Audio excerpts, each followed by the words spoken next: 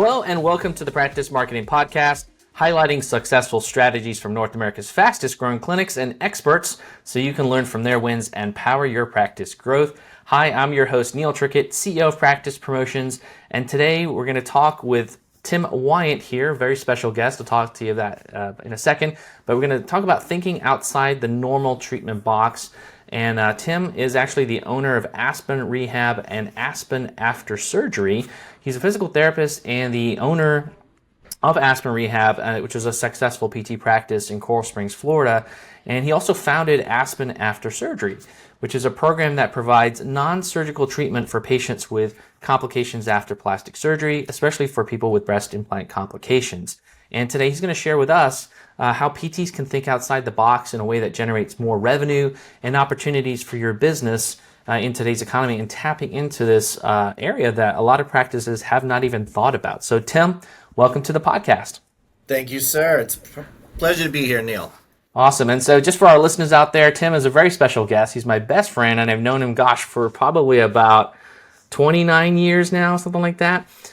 We went to physical therapy school together. That's where we first met. And so we went through our training together. And then Tim also introduced me to my wife, Amy, when they both worked as physical therapists down in Fort Lauderdale at the hospital. So a very special guest for us here today.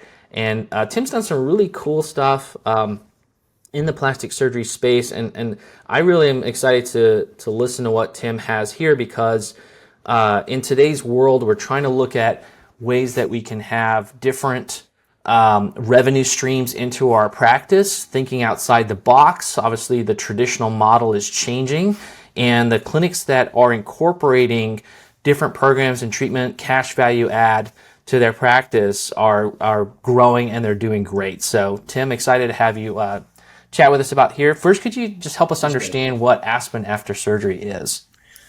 So Aspen After Surgery is a combination of physical therapy rendered treatment specific to cosmetic as well as the world of reconstruction.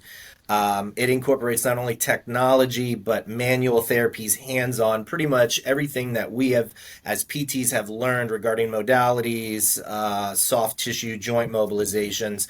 It has been brought specifically to the world of plastic, cosmetic, and reconstructive surgery, because that entire world has lots of the same issues that we see in PT, we see in patients after those surgical procedures. Yeah, I mean, we see it all the time in the clinic where we have patients with scarring and lack of mobility and things like that. And it's something that I find it very fascinating that we have not really explored much of that world of plastic surgery, which is a big market for the plastic surgery industry. And you found an incredible niche here where people really need your help.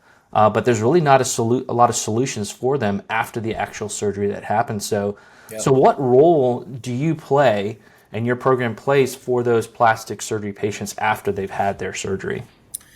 So best to start with the example. So patients who have breast cancer with mastectomies and reconstruction, patients who have facelifts, tummy tucks, liposuction, they suffer the same issues that a patient after an orthopedic surgery, a burn, a trauma, an accident suffer.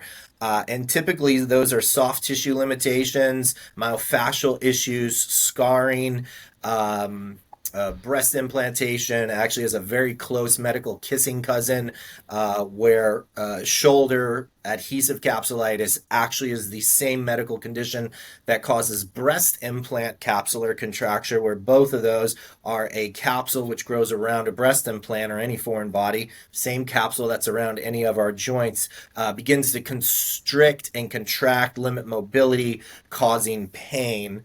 So pretty much anything in the plastic surgery realm, reconstructive realm, that has these sort of post-surgical complications, we as PTs, we already have the tools, we already have the skill set, we just didn't have the knowledge and understanding of how to treat those, and that's where our many years of research and development of these techniques allowed us to provide the community options to surgery. Mm-hmm. Yeah, and I'm sure for our listeners out there as practice owners, and their therapists, they've certainly encountered these patients before, right? And I know that in our clinic Right. we saw patients with, after breast augmentation or tummy tucks or whatever it may be, and they had those limitations of scarring. I always remember one patient that had a tummy tuck done, and she actually came to us for a cervical fusion.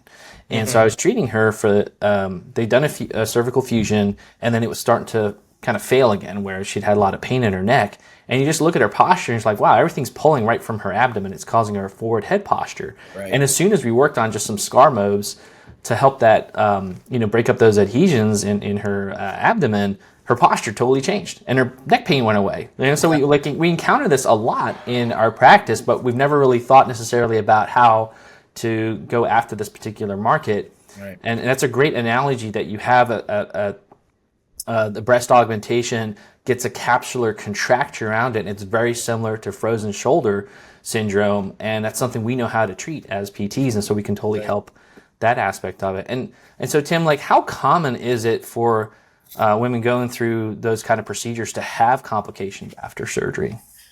Oh, sky's the limit. So, if we look at the actual data on, for instance, breast augmentation, data is as low as, 3 to 9%. If we look at international studies, the complication rate is up to 50%. So you can imagine any patient, whether it be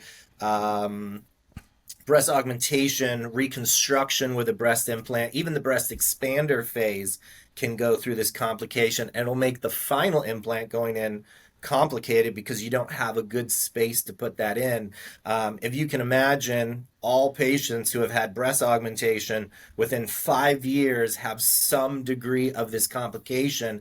The problem is they don't really have a lot of solutions. So the example that you gave of that patient with the abdominal procedure, very common. It can change lumbar angle. It can change the way muscles and tissues kind of work together for stability.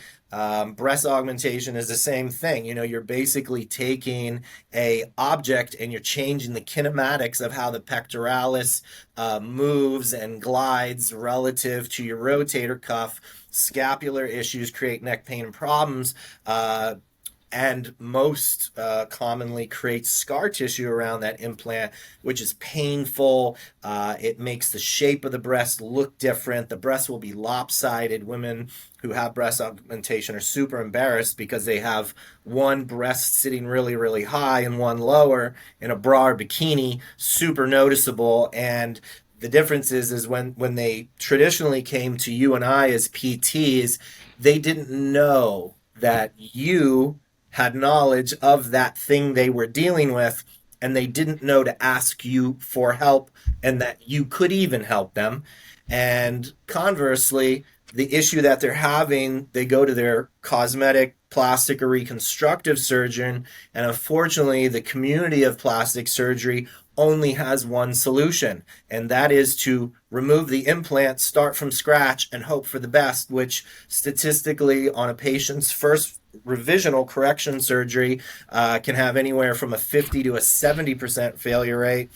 They go to another surgeon, they try a different surgeon, different technique, up to a 90% failure rate, when the reality is if they could have accessed resources like PTs, physical therapists, PT practices that have the knowledge of how to treat this, you're going to treat it just like a frozen shoulder. So the same techniques that we would use for a frozen shoulder, same type of methodologies, modalities, we would treat a breast implant contracture similar to how we would treat a frozen shoulder. Yeah, that's really fascinating, and I think it's very interesting how you being able you kind of thought outside the box from the beginning with this. And I've had the privilege of going with Tim to actually some conventions, and to me it was astounding just like how big of a market this really is. Right, it's massive, and it's only grown every single year. But you're right in that so many surgeons and that industry really don't have a lot of aftercare solutions, and it's a really incredible opportunity, I think, for clinics to look at how can we service this demographic, right? How can we service these people and get them great results, get them avoid complications, and actually provide solutions to doctors who are not even thinking this direction. And I know you train a lot of plastic surgeons and their personnel in their office with your program, right? Yep. Yeah, PTs, doctors, MDs, DOs, plastic surgeons, internal medicine doctors, pretty much any licensed medical professional that can legally perform these under their Practice Act are prime candidates to learn these with, little bias, of course, PTs being the best. Who should be rendering this treatment. So, yeah, it is a very trainable program. It follows the science of anatomy, physiology, pretty much what we've all learned in the last 40 plus years of evidence-based medicine. We follow those same protocols. We just make them specific to the industry of plastic surgery. I think one of the best analogies that I've given to speaking to clinicians with, hey, why didn't we know this? Why didn't we get taught this in PT school? Why is this just now coming out? The best way that I can describe it is if PTs were auto mechanics, we learned how to work on every car that's out there, right? But then there's this new car. Maybe it's this new model, this new series. We hadn't been trained on how that car is built, but our basic intrinsic skill set, we already know how to fix it. We just need to learn how that car is built. And that's what the beauty of a plastic surgery specialization is you basically learn the car, you learn the body, you learn the surgeries, and then your skill set gets applied to treating those conditions. And so that's a great analogy. I like that.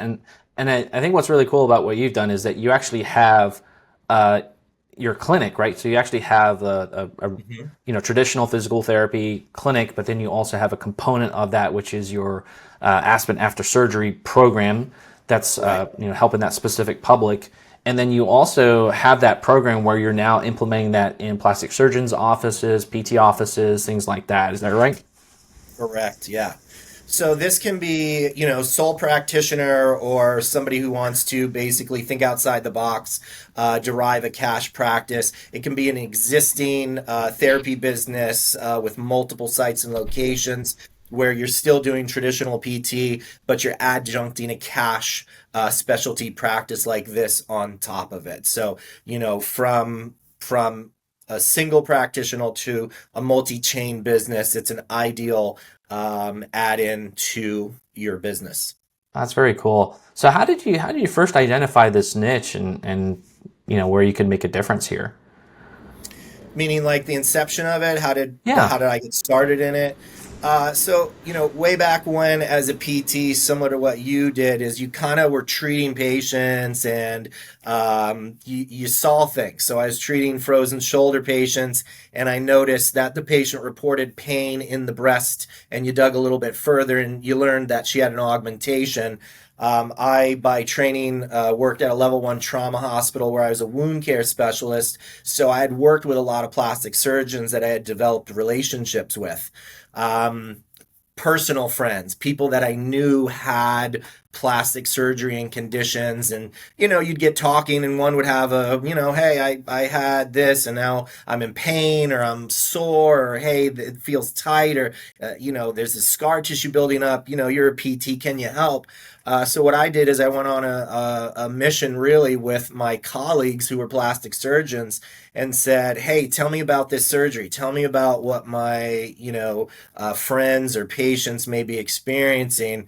And I started working with the plastic surgeons, actually going into the OR with them, learning about the procedures, had started developing some base technology using ultrasound, building a bunch of prototypes over time that I had built and designed. And then it just cascaded into this huge international, thing that you're aware of, going to all of our national conventions and stuff, only to realize that plastic surgery had this just vast amount of complications that we as PTs can treat and are experts in. And now here I am with patented medical devices and treatments and facilities all over the U.S. We're actually expanding outside of the U.S. And it's just been, a learning process, basically intrigued by an interest, and basically me being a practice owner going, I need to think outside the box, right? Hmm. Uh, all of us in the industry of PT suffer the same things: declining reimbursement, restrictions, rules, regs, higher cost of the provision of services. How do we get our patients? So for me, just being a business person, this triggered in an idea that I ran with, and it worked really well. Fantastic. Yeah, I love how, and this, I mean, you did this a while back, Hmm. and you've, continued to evolve it and grow it. And I've been, fascinated to see your journey in this. And I know Tim's put a tremendous amount of research into what he's been able to do for patients. And he actually has patients coming from all over the U.S., even internationally, to come see him. They'll fly in, and they will, have a they'll have like a really fast-paced sessions, right? That they go through Right, our fast if tracks. they're coming in from out of town and stuff like that. So it's really cool what you've been able to build. And I think again, you hit the nail on the head. Is that there's the traditional model of PT is more challenging today than it's ever been before. And again, the clinics that I see thriving and doing better are the ones that really start to incorporate other ways that they can serve the public. Right. And how can we do things where we don't necessarily have to go through our middleman, which is the insurance company, right? And so Right. there's a lot of patients out there that are very willing to pay for help. They're seeking help. They don't know where to look. And if you can get in front of them and offer them a solution that's going to be, more natural for them, they're not going to have to take drugs or have more surgery. That you're in a win-win position there. So kudos to you for developing this, Tim. And so I'm kind of curious. I know you've done a lot of research here. You've done like product development with ultrasounds and things like that. So what is it that makes Aspen unique with the program that you have? It's, you know, it's unique in the fact that I got to learn, grow, and expand professionally because, like you and me, we've been PTs for a long time. I just wasn't happy counting out another 20 reps of T-band exercises. I wanted something more. So professionally, for me, I was hungry for something more. I wanted to learn more. I wanted to grow. So this offered me the opportunity to expand a knowledge base, expand a field, work into something new that PT school didn't teach me, and at the same time be able to expand into a market that, quite honestly, from a business perspective, I have no competitors. So when you're a PT clinic, you're competing with the orthopedic doctor practices, you're competing with the hospital, you're competing with insurance contracts, you're competing with, how much more savvy is your competition in managing their SEO and getting patients in the door. With something like this as a specialty program, we have no competition. And the only competition to what we're doing is what the plastic surgeon can offer, which is extremely expensive. It's extremely risky. It is downtime, it's recovery, it's surgery, it's time off of work versus, hey, we have a therapeutic, inexpensive version, or I have a really expensive surgical option. Patients are always going to choose the inexpensive non-surgical option every time. So, the uniqueness of it is really the greatest aspect, not only from a clinical side, but from a financial side and just personal happiness and growth. Anybody who's interested in being a part of this, one of the biggest things that you'll find is that, the broadening of your horizon just makes you feel so satisfied. It's something new. I'm treating this. I have patients like our practice fly to us from all over the world. We ended up having to have outside sales consultants and teams do nothing but coordinate patients flying from the four corners of the planet, getting to us, lodging, accommodations, putting them up to the point where even during COVID, where everybody was on lockdowns, we had patients. We had one patient who, her issue was so severe and she had been so frustrated by the surgical community, ended up flying from Russia through Turkey, through England, and two other connections just to try and get to us here in Florida because that's how big, severe, and complicated these patients' issues are that they're willing to go through that. You're not going to get that with a PT patient. If you're a therapist who runs a practice or you're trying to get patients, even if you're starting up as a new PT, how do I get the patients? The reality is they've got lots of other PT providers. They've got lots of other options. They have restrictions to that. When you're the sole provider of a specialty program, you don't deal with any of that. So Yeah, and you have people willing to travel to see you, right? Which is, if absolutely. we're just doing traditional PT, it's, you have a certain radius around your clinic which people are willing to travel to you from. Right. But that's Yeah. really cool that you have those kind of stories, and I mean, plastic surgery has been done all over the place, right? It's all over the U.S., all over the Canada. It's international.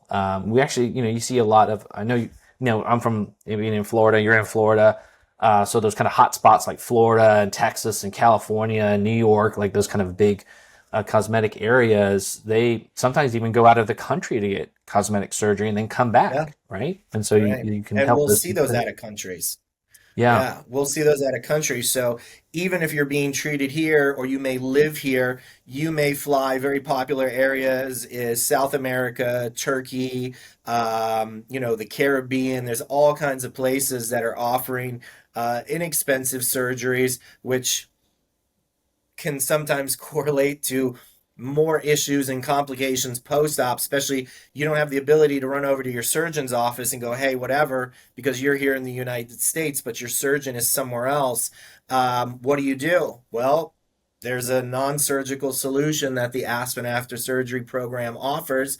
It's a fraction of what your doctor may have told you to correct it, and it's here and available to do it versus fly to another country again to have a doctor offer you a solution that you probably don't want and clinically you shouldn't get.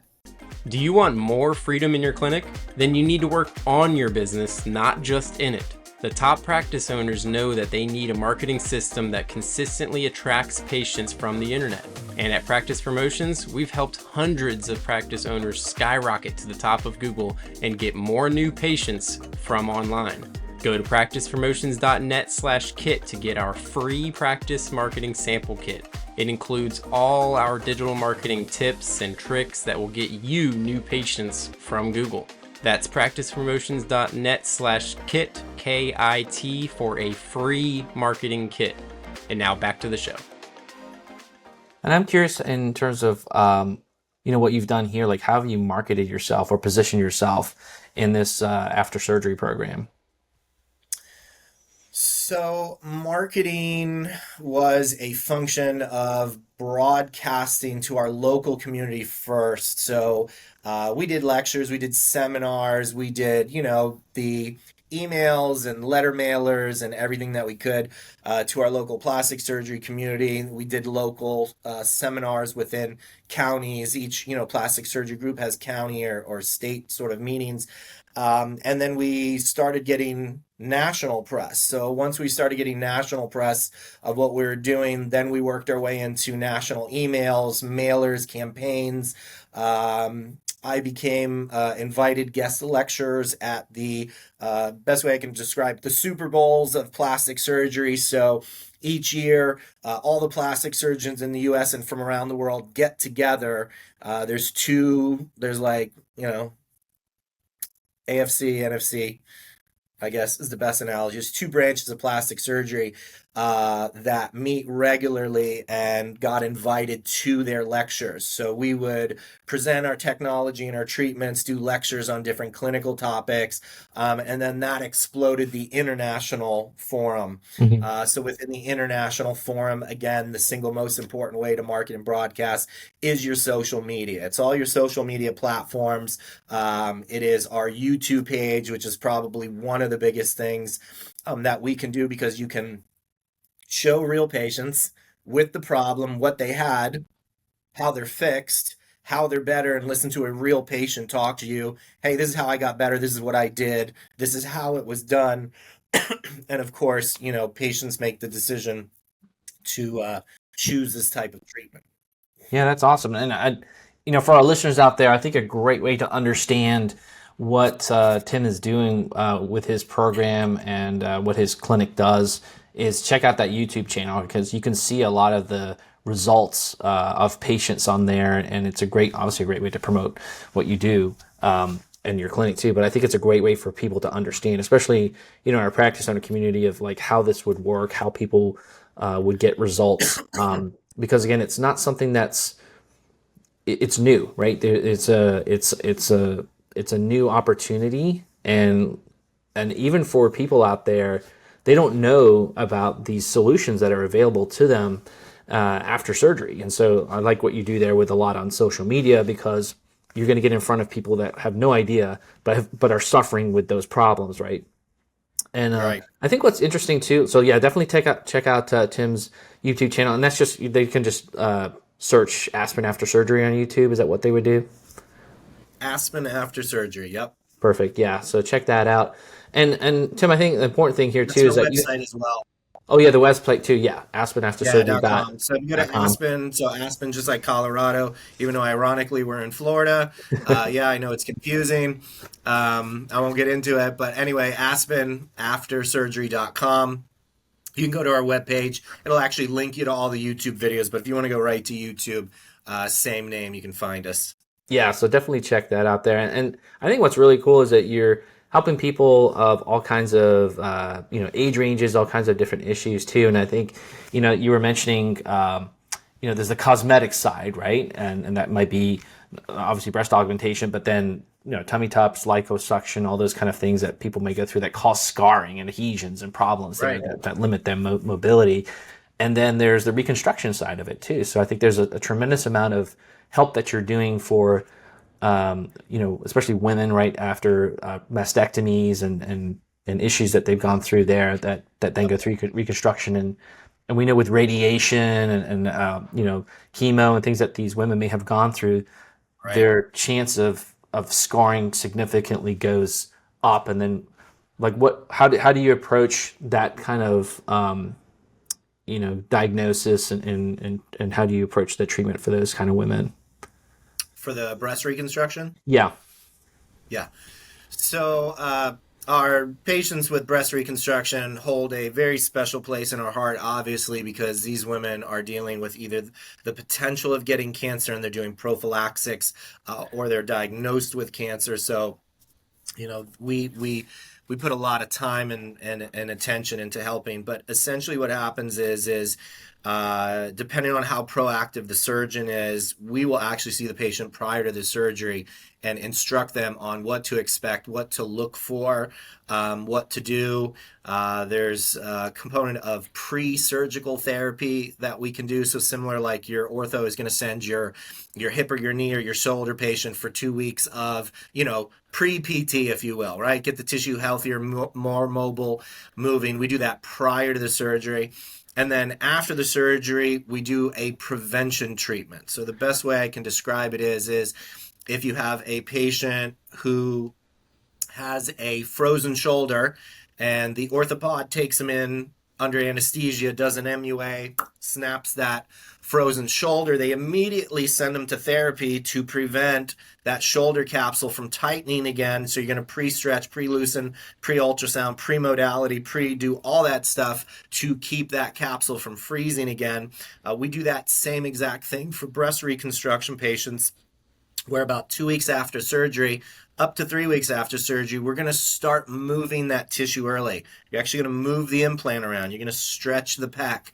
You're going to teach them stretching exercises. We're actually going to incorporate some medications with it to reduce inflammation and contribute to the bacterial contribution, which may cause a failure of that implant. So that collectively is what we do for those. Very interesting. Yeah, and I know that we actually work with some clinics that have, cancer rehab programs. I know that's kind of a growing area too in rehabilitation, and I think this is a wonderful thing that people can add to that. That's very specific to helping women after mastectomies or whatever they may have gone through there, to help them gain mobility, prevent things from becoming adhered, all those great things. So I'm curious too. Like I know that you were explaining to me before that there's certain components of your program. Know that you did some research. You actually created specialized ultrasound machines, and so can you kind of walk us through like what are the main components of the program there that you offer? Meaning for conditions or for clinics that are interested in bringing it in? I'd say like kind of how do you approach it from a treatment perspective? Like as a patient comes in, what obviously you're going to treat them a little differently depending on their issues, but what are some of the main kind of protocols that you walk someone through? Like they have a specialized ultrasound there. There's certain stretching techniques, mobilization technique. Like what do you typically walk someone through in a protocol wise? Right. So we follow the same evaluative and plan of care style that our PT community follows, meaning thorough evaluation, surgical history, past medical history, assess the tissue, document according to our PT standards, set a plan of care, goal, short-term, long-term.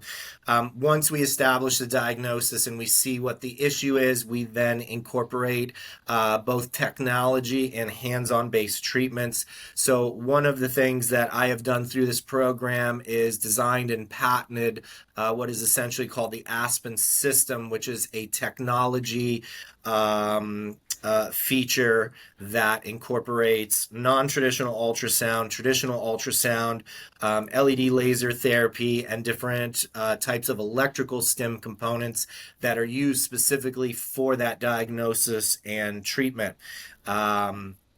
These are not technologies that you'll get, in your Chattanooga unit or, in a therapy clinic. I had to kind of redesign them specific for these types of diagnosis in patients. But the PT already knows how to use them in principle. So step number one is use the right technology for the diagnosis and the condition. Step number two is manual therapy, so soft tissue, myofascial, joint mobilization, assess kind of the mechanics of the patient.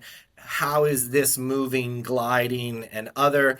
Home program is a huge part, so we'll actually give home exercise programs to patients. So if you had a facelift, do these stretches and massages, right? If you had a tummy tuck, wear this compression garment, do these lymphatic drainage techniques, do these self massages at home, and pretty much for every, type of plastic surgery or even reconstruction, you're going to get a specific plan of care that includes tech, that includes manual, and includes a home program, and of course following up with your clinical specialist over time until you achieve those goals.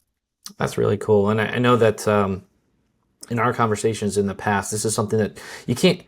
You're as a PT, you're licensed to, and you can administer these kind of treatments, but it's not something that like you said, your regular ultrasound unit that you would have in your office can do.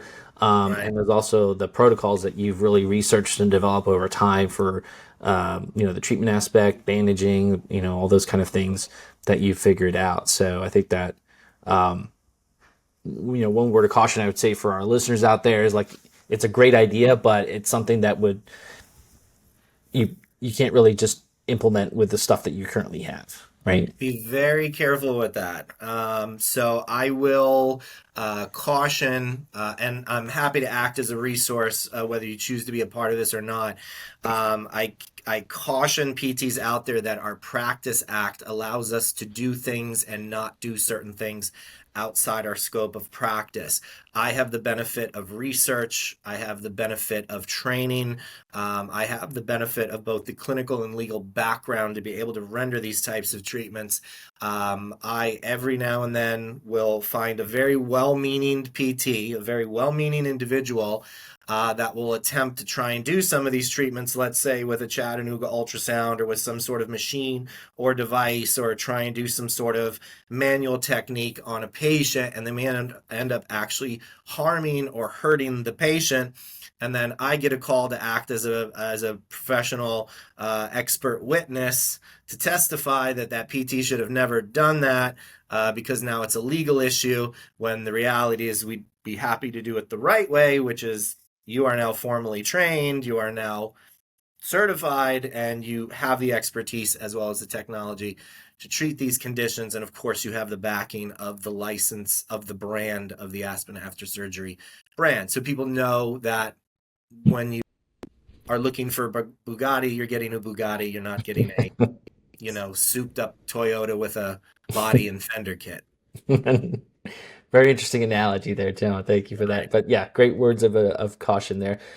So coming back to the program itself, as you run it in your clinic, I'm curious, like, what impact has this had on your clinic? Is it something that, is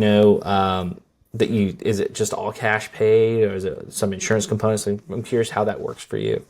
So the first thing that is done, where if a provider wants to provide these types of treatments, you will basically have to form your own company, your own EIN, because as you know, with insurance contracts, insurance companies don't like you taking cash under certain conditions, and it becomes a gray area.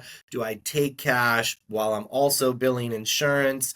My contract says I'm not allowed to charge different for certain things at certain rates than what I'm collecting from them. So we say avoid all the nonsense, create your own. So here in my practice, we treat under one roof, but we separately provide those services under different company names and tax IDs, different consents, different liabilities, and that type of stuff. So it's literally just as simple as, forming your own company under a different name.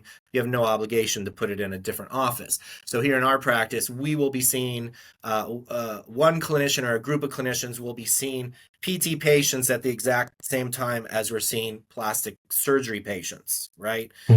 They're just rendered in a different manner and in a different fashion. So we do not deal with the insurance side. I will purposely try and dissuade anyone from attempting to try and go that route, because you are going to fall into a gray area of the amount of work, time, energy, and more importantly, reimbursement, right? Trying to get reimbursed, justify it with therapy notes.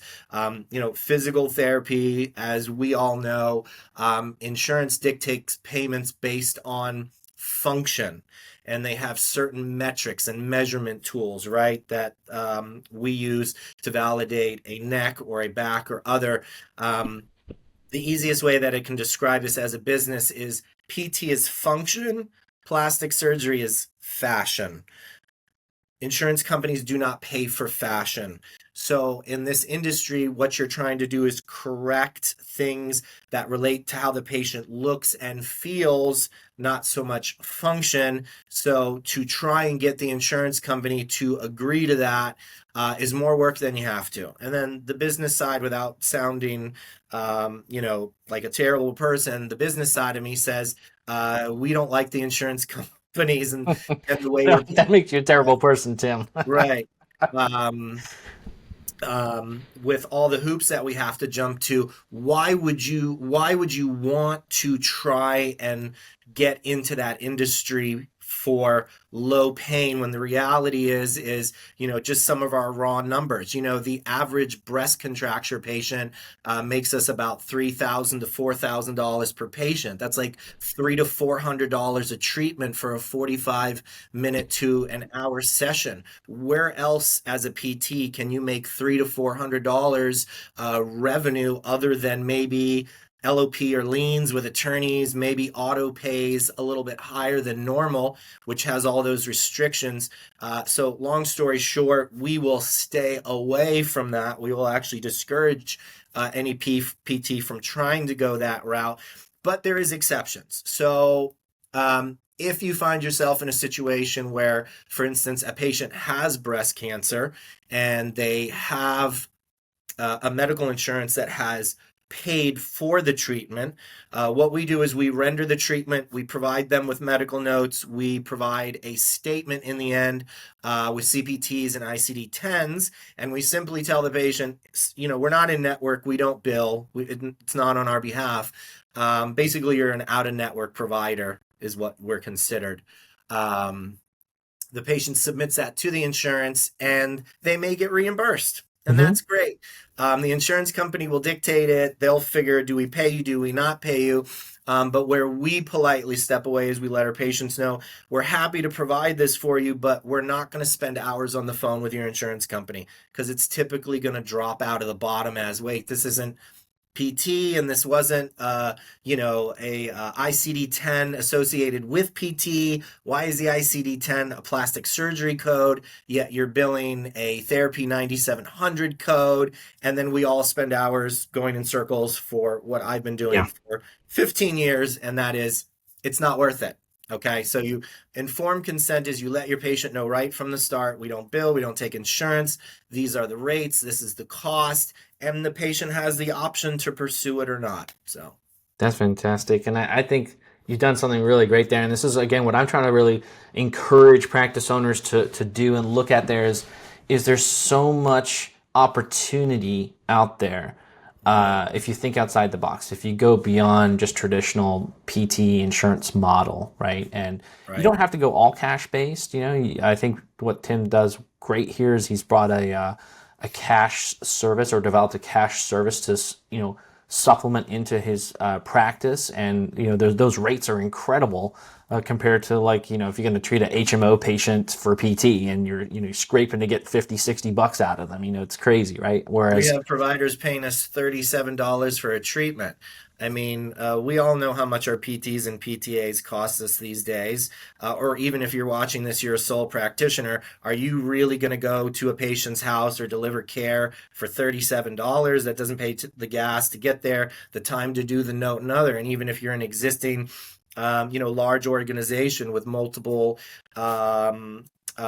facilities, you're forced into a situation where you have to bucket all these low payers and poor payers, providing less one-on-one, in my opinion, less good quality care in order to volumize, in order to increase your margin. So it's a win-win. You can be, if you're a PT just starting out and you wanted to, provide this in a patient's home as a service, you could do that.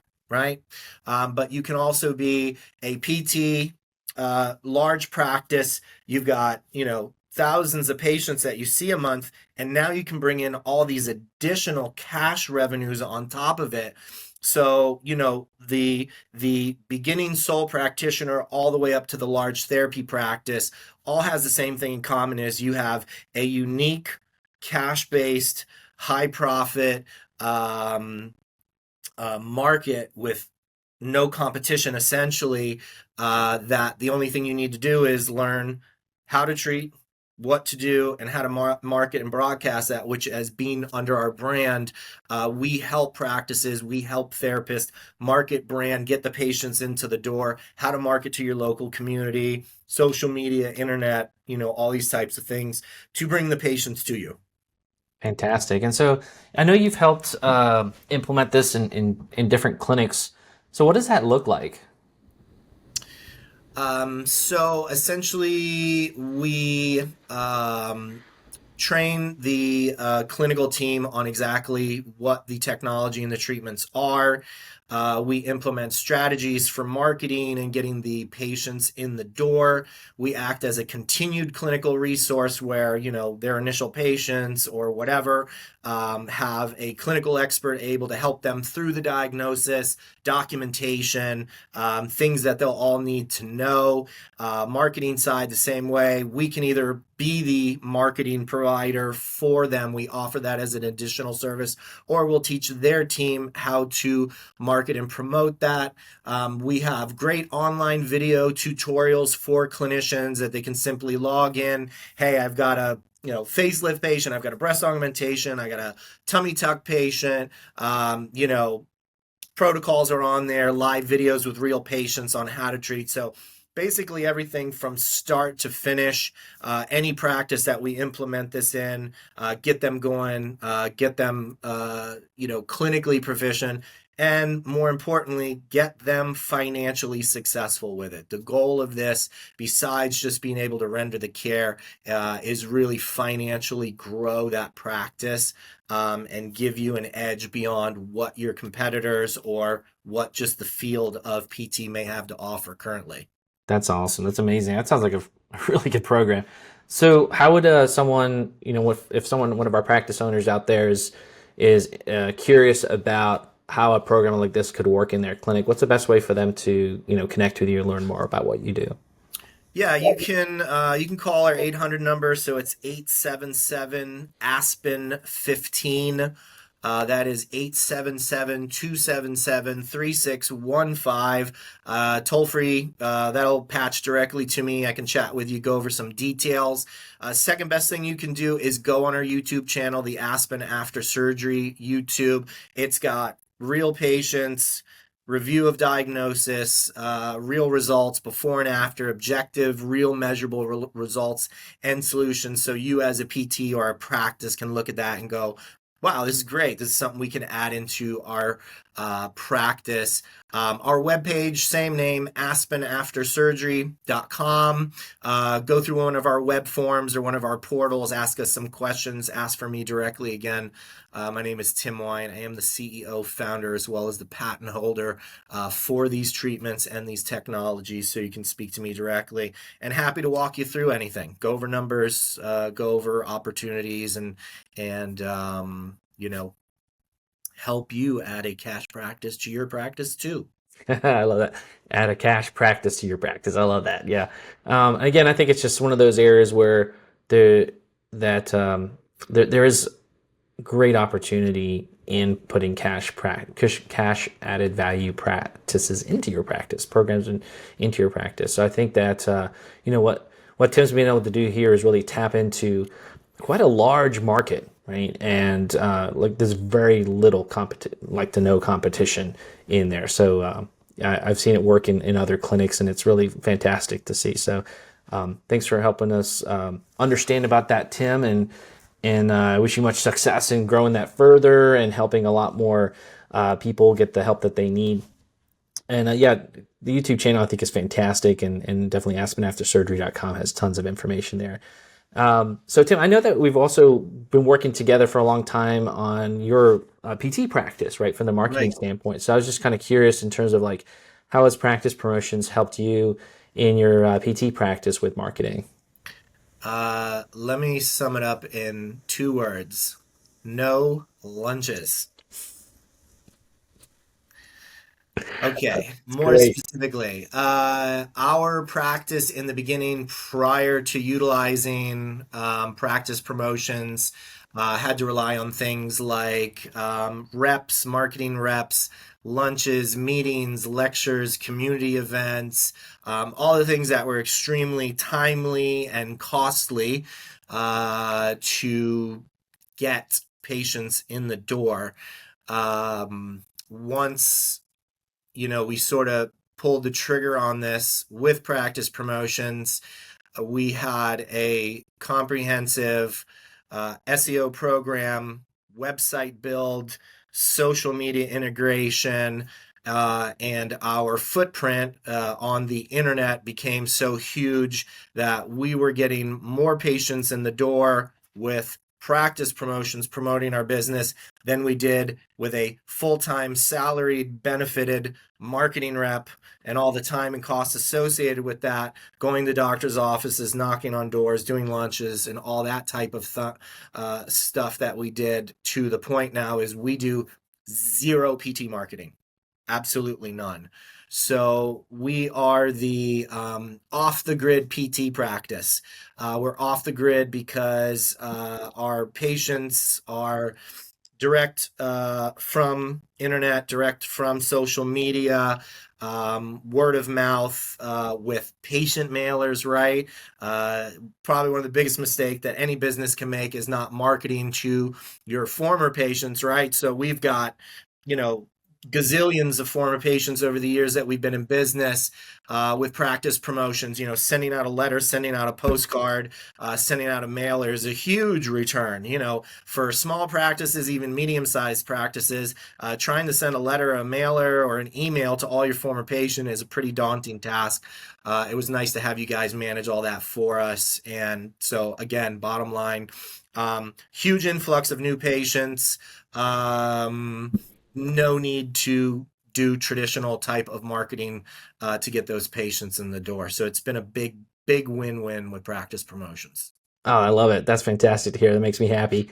And yeah, just fantastic to work with Tim all these years here, seeing his success in his practice, him growing his practice, developing Aspen After Surgery, and all the wonderful things that he's created with that. Now having the opportunity where he's created this fantastic program in his practice, and then taking that across the country and actually implementing that in many different clinics across the country. So Tim, thanks for being on the call here. My pleasure. Thank you. Yeah, so thanks to all our listeners out there. Definitely check out Tim's YouTube channel there, and let us know what you think. Don't forget to subscribe to our podcast here, and also to our YouTube channel. And also don't forget to check out practicepromotions.net, where you can get tons of marketing resources and solutions for your practice. So thanks. Let me throw in one more thing. Yeah, go ahead. Besides our own business here, if anybody wants some feedback on practice promotions, more detailed than here, feel free to reach out to me again at those same contact points. Be happy to give you some feedback on exactly what having an outside entity like Practice Promotions can do for even a small practice or even a big multi-chain practice, because again, we turned a whole new direction once we formally brought in a program as big as Practice Promotions. So happy to act as a reference. Appreciate that, Tim. Thank you so much. And again, thanks to all our listeners out there. So this is Neil Trickett from Practice Marketing Podcast and Practice Promotions, wishing you much success in your practice.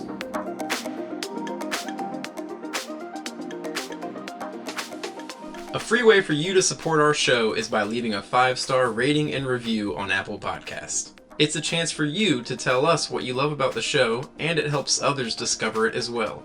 Just scroll down to ratings and review on your phone and click Write a Review. Thanks.